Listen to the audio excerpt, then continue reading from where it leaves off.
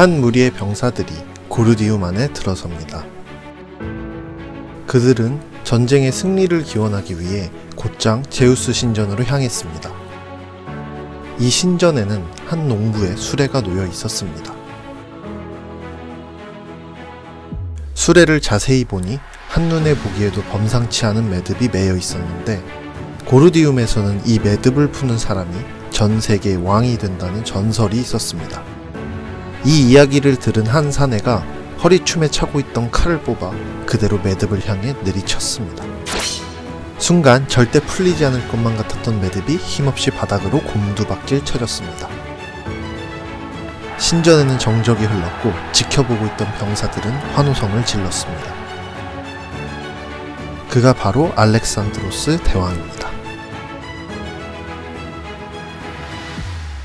알렉산드로스는 마케도니아 왕국에서 태어났습니다.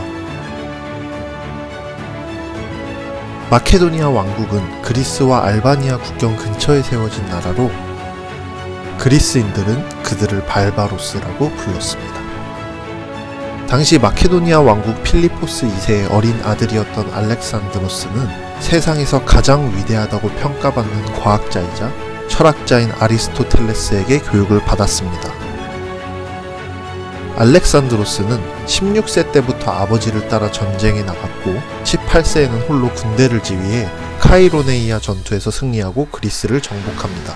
그러던 어느 날 알렉산드로스의 아버지 필리포스 2세가 극장에서 암살을 당합니다. 마케도니아 귀족 청년의 칼에 어이없는 죽음을 맞이한 것입니다. 알렉산드로스는 20세의 젊은 나이에 부왕의 뒤를 잇게 됩니다.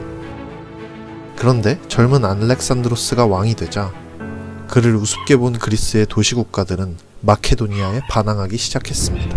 기원전 338년 알렉산드로스는 테베와 아테네에서 일어난 반란을 제압합니다.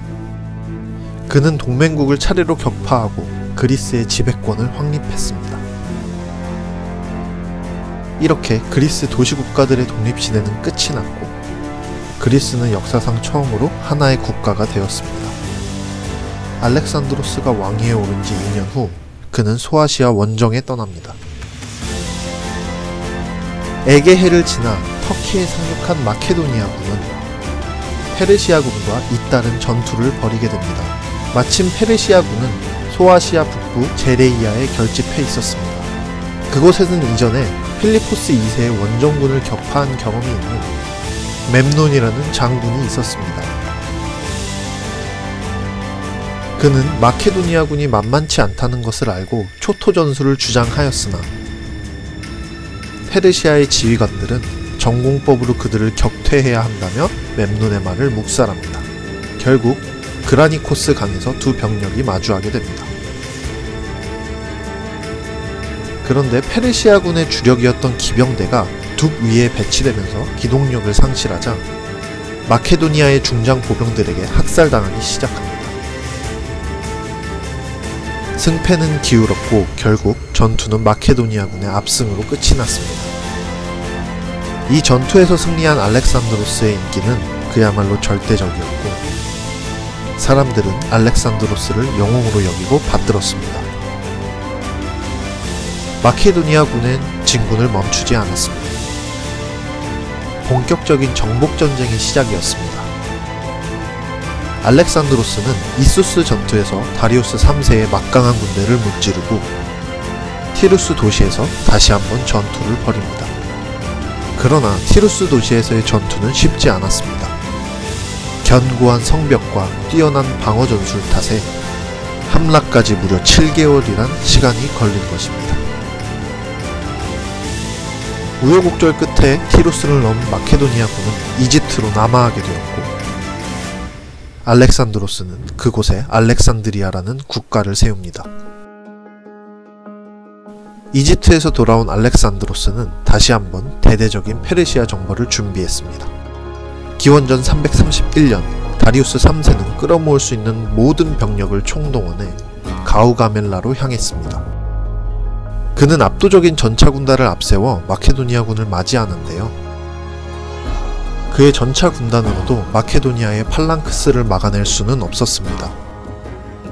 결국 페르시아의 전차 군단은 괴멸했고 다리우스 3세는 전장을 벗어나 도망쳤습니다.